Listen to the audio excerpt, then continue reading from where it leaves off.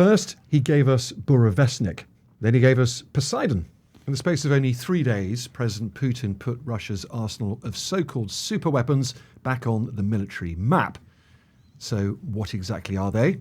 Can the West defeat them? And have they triggered a new era of nuclear weapons testing? Welcome to The General and the Journalist. I'm Tom. And I'm Patrick. So, Patrick, there's me, idly scrolling at home on the Kremlin's Telegram channel, as is my wont. We all have our own hobbies. And there was this extraordinary bit of footage, and this is how the world learnt about Burevestnik, Vladimir Putin's new superweapon. There's this, what I can only describe as sort of a classroom-like looking room, very strange, with some basically wooden school desks. Sat amongst some are various very senior members of the Russian military, including Valery Gerasimov, who is the Chief of General Staff, the head of the Russian Armed Forces as well. In fact, you know him.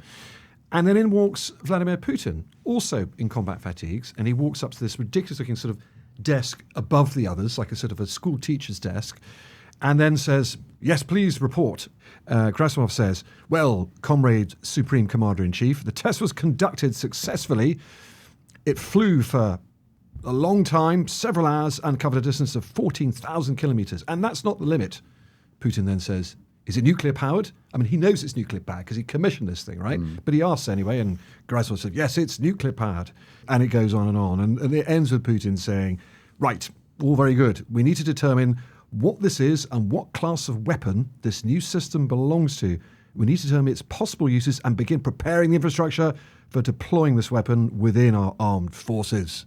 Drum roll. Do you think there were cue cards at the back that they were reading from, or did it sound entirely natural? It sounded appallingly unnatural. It was unbelievably hammy. The point is, it was done for effect. It was somewhat ridiculous, and if you want to look at it, it's still on the Kremlin's Telegram channel. But it's how we first came to learn of, certainly this time round, Burevestnik. Okay, well, so we should probably try and explain what a Burevestnik is, Tom.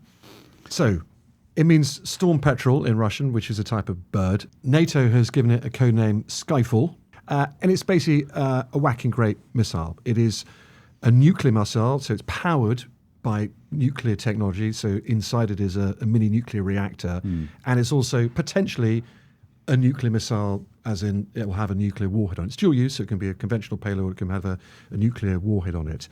The interesting new thing about it is because it's powered by a nuclear reactor, it can fly for incredibly long distance, which is why Putin wanted that point repeated on his video. It flies very low, at an altitude around 100 meters or below, which means it can escape radar detection. Putin has claimed it would render missile defenses senseless because it all has a quite unpredictable flight path, and it flies slowly, about 600 miles an hour, but the point is it's very hard to spot. And the nuclear warhead it could carry is potentially 20 times the yield of the bomb that was dropped on Hiroshima, according to Gerasimov. So that's around 300 kilotons. Okay, so Putin's observation that this is potentially a new class of weapon is not wrong. If it's powered by a nuclear reactor, there aren't any of those around that I'm aware of. That's it. The context here is also sort of well worth knowing, really, because this is actually one of a family of 6. So there are 6 new superweapons, according to Vladimir Putin. They're all announced in one speech back in 2018, March 2018. Yeah. And they became quickly dubbed as superweapons. The Burevestnik is one of them. There are 5 others. 3 of that 6 are already in service. They're hypersonic missiles. We'll go on to talk about those. There are 2 more we'll talk about. One is the Poseidon we'll get to. But there's just something a bit Blofeld about all this. So clearly they are extremely damaging. There's a Bond theme running through this. We've got Skyfall, we've got Blofeld. I know, it's, well, not by mistake, I would suggest. When Putin made this first speech in 2018 announcing his 6 new superweapons, you were in the MOD at the time, you were still serving as a senior general. What was the MOD's reaction? I mean, we take all these things very seriously. I mean, inevitably, a huge part of the job of defence intelligence is to track capability developments, technological developments, and so when you start seeing these things appear on the horizon, then you take them very seriously. But it's also mixed with a healthy degree of skepticism, because Russia has a track record of these sort of grandiose announcements about these wonder weapons And then the reality is often not quite what is being threatened or promised. And it's not just in sort of advanced missile technology, it's also in some fairly basic technology. I mean, they still haven't been able to field their latest generation of tank, despite announcing that about 4 or 5 years ago as well. So on one level, you take it really seriously and you work out how you're going to be able to counter them and defend against them. But on the other hand, you don't panic. But the very concept of this little small flying nuclear power station, it sounds pretty dangerous to everybody who flies overhead. Yeah, I mean, fundamentally, the idea of a tiny flying Chernobyl being launched out of Russia to target another country is pretty disconcerting. So I think we should take it seriously. It is pretty dangerous. And what we do know is that in testing, it's been pretty unreliable. I mean, it's killed 7 Russian scientists in August 2019. So this is not a welcome development. The Burevestnik also has some quite considerable flaws to it, doesn't it? Yeah, I'm not sure what purpose this actually serves, because what you've effectively got is a nuclear-powered cruise missile and potentially nuclear-tipped, which means that it's not very stealthy because it's going to leave a trail of radioactive breadcrumbs behind it, because you can see it from above, either from an AWACS or from a satellite. It can be shot down because of the speed it's flying at. It's not fast. It's not fast. 600 miles an hour is not particularly fast. Certainly not compared to supersonic and hypersonic missiles. And so, what purpose is it serving? So that's the Burevestnik. Then there was Poseidon. So that's the second of Vladimir Putin's tribe of 6 super weapons, which he announced a couple of days later on October 28th. He actually announced it almost as a sort of on the side while having tea and cake with some injured Russian soldiers in a hospital. And the Poseidon is an underwater vehicle. It's kind of a giant torpedo. It's technically known as a UUV, which is an unmanned underwater vehicle, but it's effectively it's a whacking great torpedo. It's launched from a big submarine, a Belgorod-class submarine, detached underneath the thing, really, rather than it's too big to fit inside. So how big is it? Well, so its measurements are extraordinary. It's 24 meters long, which is the length of 2 double-decker buses, 2 meters wide. So effectively, if you can imagine half of Nelson's column, that's a Poseidon. That's enormous. Which is a whacking great thing. It's also nuclear-powered, so it is fueled by nuclear technology. So this has a nuclear reactor as well? It's got a nuclear reactor inside as well, and that means it can also go thousands of miles. And the interesting thing about it, it travels very, very fast for something in the water. So it travels at 100 knots, which is about 115 miles an hour. In other words, it's very hard to stop. And then the warhead it can carry, because it's also dual use, but it can certainly carry a nuclear warhead. It can carry something effectively to the size of 2 megatons, which is 80 times the size of Hiroshima. And its damage that it causes, obviously direct impact with the coast would cause big damage, but its weapon use is to cause a tsunami. So the Poseidon, the idea is it approaches the shallower depths, shallower water, detonates, and that causes a massive tidal wave of potentially hundreds of meters in height, which would then overwhelm and destroy coastal cities like New York, Los Angeles, or London. But why? I mean, the Russians have the largest nuclear arsenal in the world. So they can already target coastal cities. They can already obliterate, London, LA, San Francisco. They've got the capability to do it if they chose to. Why would they? Why would you have an underwater nuclear weapon? Because you can, I think is the point. So the way Vladimir Putin put it when he was talking to these injured Russian soldiers, he said, there is nothing like this in the world in terms of the speed and the depth of movement of this unmanned vehicle, and it is unlikely that ever will be. That's almost Donald Trump-esque, isn't it, in terms of the greatest weapon in the world has ever seen and ever will. I guess the point is it's underwater, it's another form of delivery, it's a second strike nuclear weapon. So, if they can shoot down ballistic missiles, they won't be able to get this thing causing a tsunami. What's your take on Poseidon, Patrick? I mean, you're an army man rather than a naval man, but you try service. So does it worry you? Yeah, I mean, I don't want to dismiss it. I mean, we're reacting to what's fairly overblown Russian language, but actually the capability itself, is frightening. I'm not sure it changes anything, though. I mean, the nuclear balance, the strategic balance, is already. I mean, the Russians can achieve these sort of effects already with their weapons. So I'm not sure. This is just a different vector. So yes, it's frightening. Yes, it's something to be concerned about. But I think it changes things significantly. And there are historical parallels, you think, as well, interestingly, to these sort of super weapons that dictators like to talk about. I mean, it does rather remind me, we were talking about this before, it does remind me rather of the sort of final days of the Third Reich where, Hitler was threatening these super weapons. So you had the V1, you had the V2, you had the Fritz X guided bomb, the Jet 5, because that enormous cannon called the Schwere Gustav.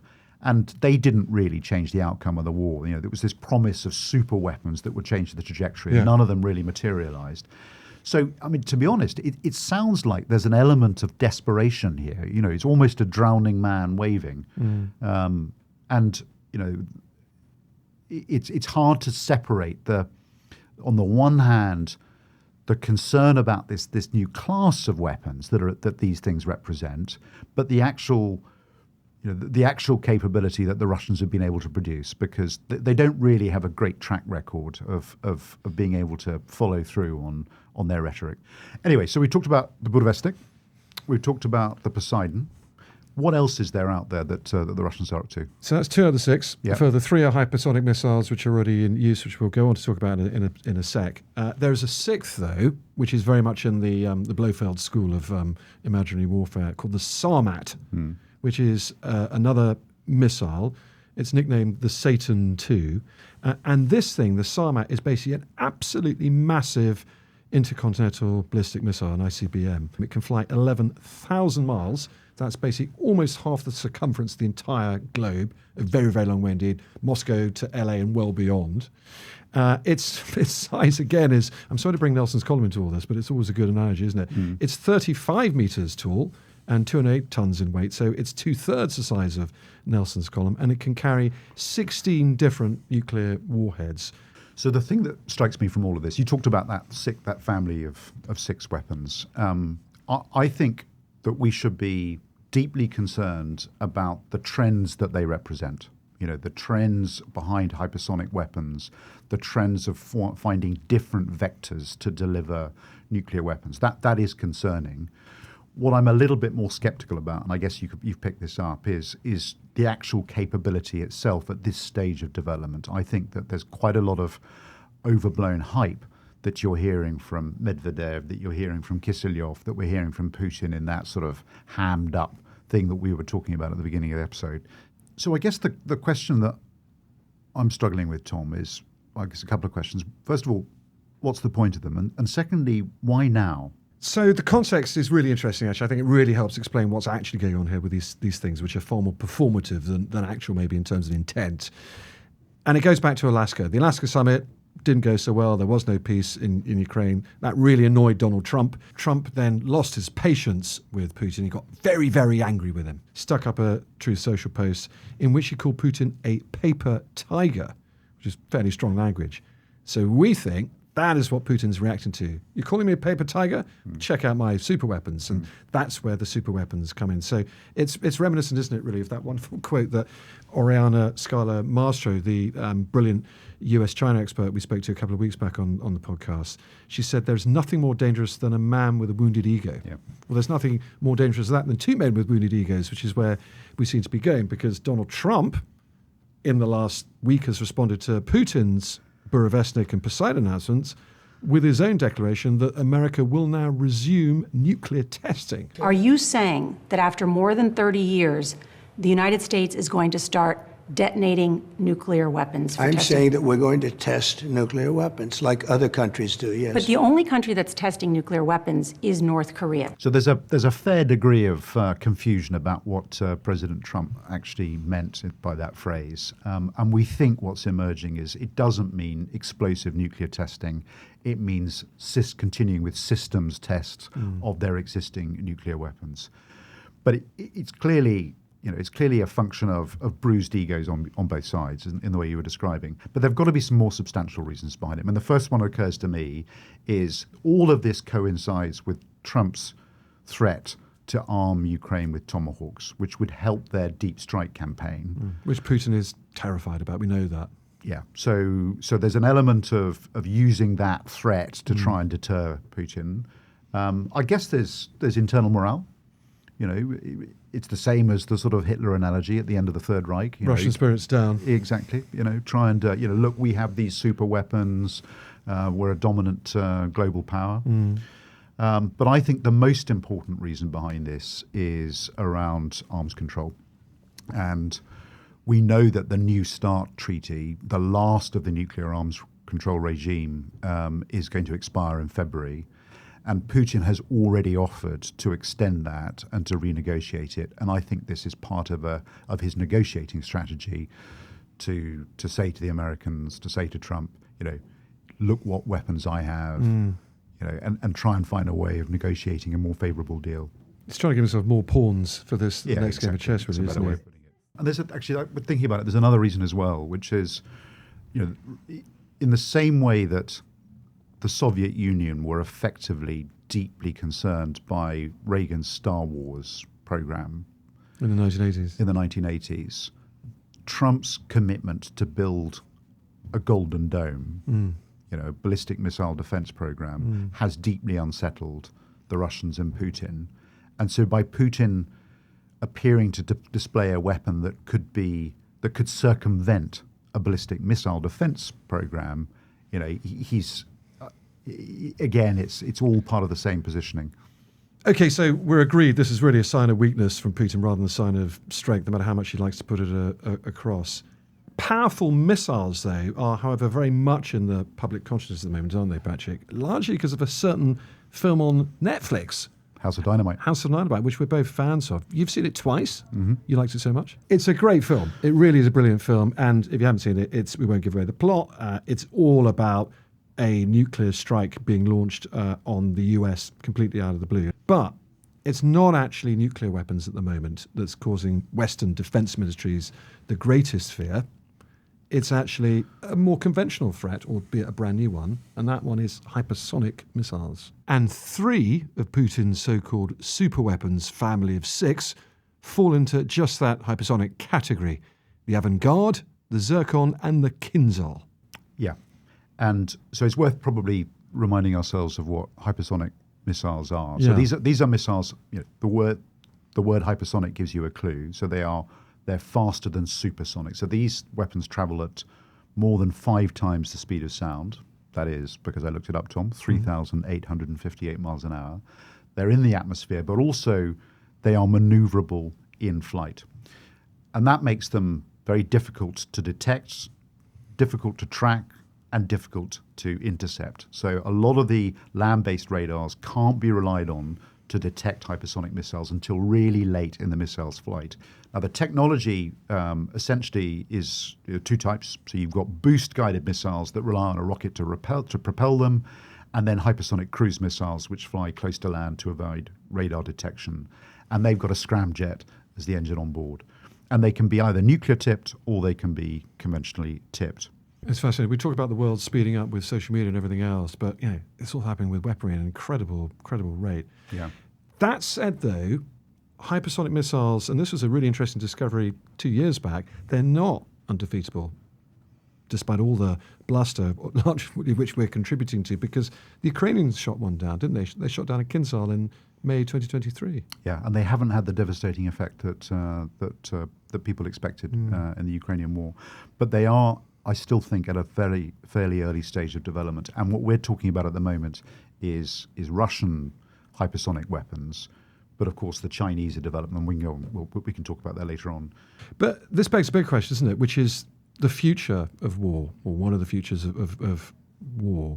And missiles absolutely going to dominate that is one of the big strands of thinking at the moment, isn't it? Yeah, I mean, arguably they've been a big feature of warfare for quite a long time. But what we've seen emerging really in the last 5-10 years or so are 4 trends, if you like. First of all, range. So our ability to hit targets at very, very extreme ranges has gone from, maybe 100 miles, with the exception of some Tomahawks and cruise missiles.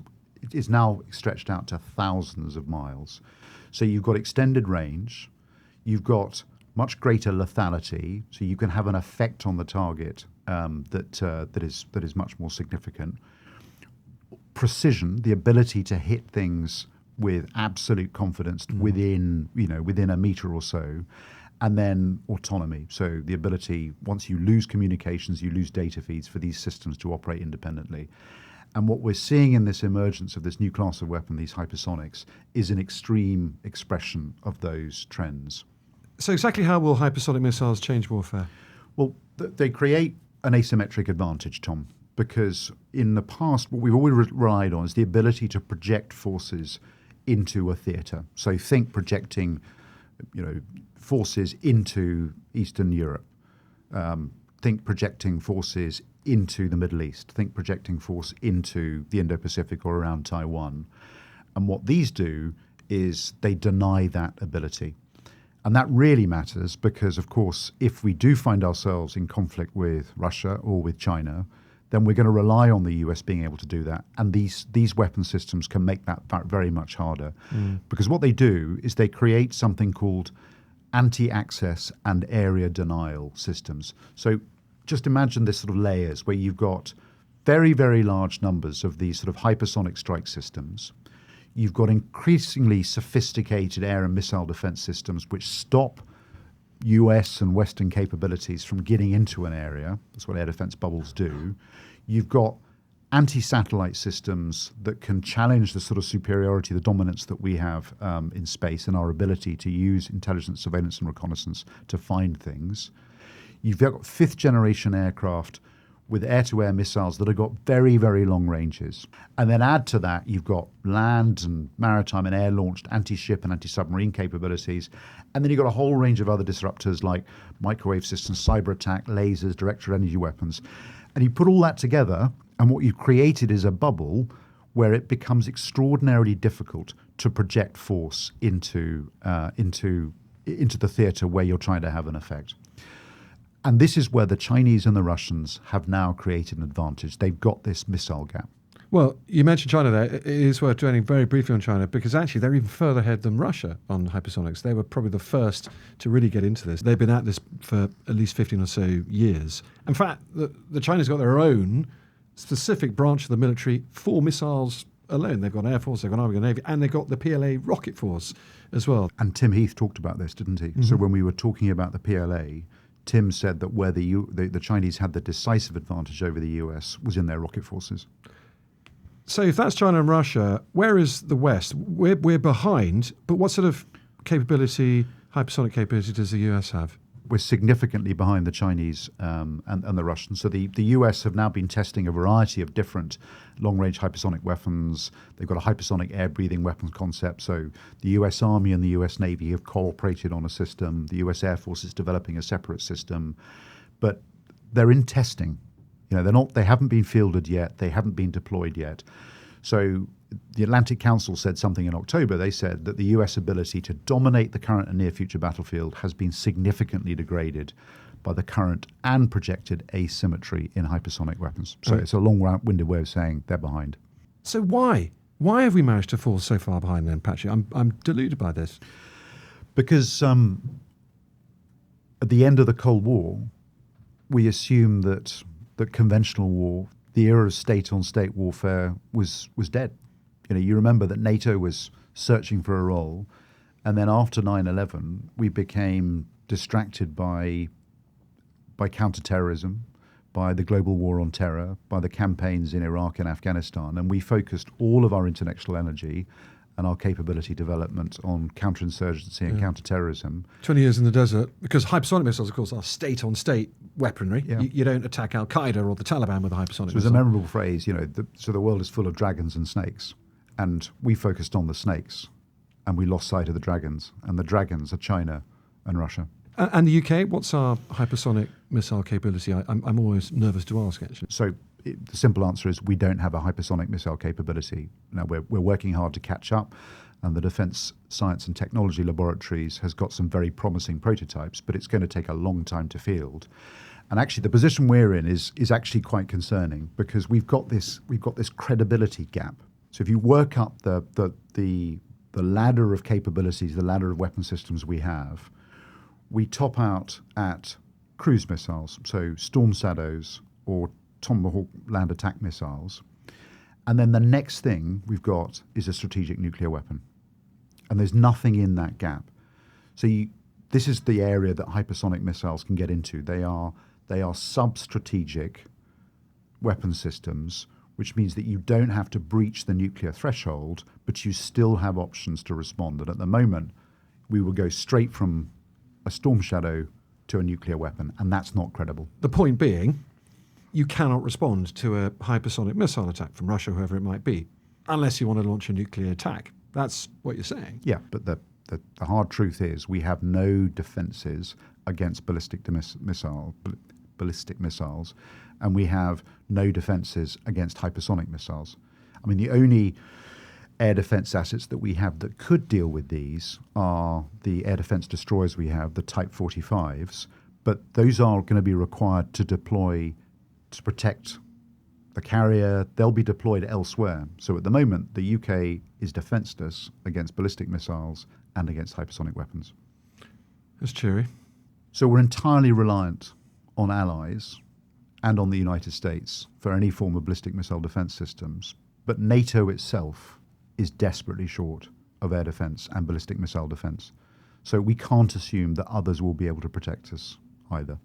Okay, so we don't have our own arsenal of hypersonic missiles yet to retaliate with, which means an attack is therefore more likely because they know we can't retaliate. We can't defend against them very well either. What are we supposed to do? Well, we have to catch up. And this isn't the first time in history that we've fallen behind in weapons capability development. I mean, there were several times during the Cold War where the Soviet Union had a significant edge and we had to move quickly. The US are doing that, so the US are developing hypersonic weapon systems, and of course they have got ballistic missile defense capabilities and ground-based interceptors that can defend against these. But in Europe, it's the same picture as it is with our conventional capabilities. We have a long way to go to catch up from this low base of readiness and capability that we allowed ourselves to get into after the Cold War. But the other point that is worth dwelling on, I think, is that, as you know, Putin said that these are a new class of weapon, and I think that's right. But they're a new class of weapon for which there is no arms control regime. So if you think about it, these weapon systems, hypersonic weapon systems, with the ranges they have, they can potentially have the same strategic effect as nuclear weapons can. But there's no arms control regime. So when we think through how we're going to do arms control, if we're going to be able to renegotiate the New START treaty, then thinking about how we do arms control for this class of weapons is going to be really key. I think in summary, it's fair to say we agree that although Putin's got the detail wrong for the time being, he's absolutely in the right game park area. Yeah. Okay, well, that is just about it for this week. One last thing we wanted to mention, though, Patrick, it's Remembrance Week. It's Remembrance Sunday coming up. You and I are both going to mark that. Where will you be on Sunday morning? To be honest, the place that I would love to be is at my own village war memorial, because I always think that's the best place to spend Remembrance Sunday. But actually, I'm privileged enough to be patron of the Afghan Veterans Community, which is a charity that we formed to represent all 150,000 of us who served in Afghanistan, a bit like the Normandy Veterans Association or the Burma Star Association. And I'm going to be marching as part of the contingent past the cenotaph with all my mates from the AVC. Oh, wonderful. Yeah. What about you, Tom? So I'm going to be up in the Yorkshire Dales, actually, absolutely in the middle of nowhere, in the beautiful wilds, in a tiny little village outside their memorial. So a little bit more traditional and perhaps a bit less pomp and ceremony. Yeah, I envy you. Next week, we'll be speaking with Annie Jacobson, the author of the best-selling book Nuclear War, a Scenario, and that covers the same territory as the Catherine Bigelow film House of Dynamite, but in huge and frightening journalistic depth. In the meantime, though, send any questions you want us to ask her to the usual email address, generalandjournalist@thetimes.co.uk. That's generalandjournalist@thetimes.co.uk, as well as anything else you want to ask us or your thoughts in general. They're really useful. We love reading them and keep them coming. So until then, bye, Patrick. Bye, Tom.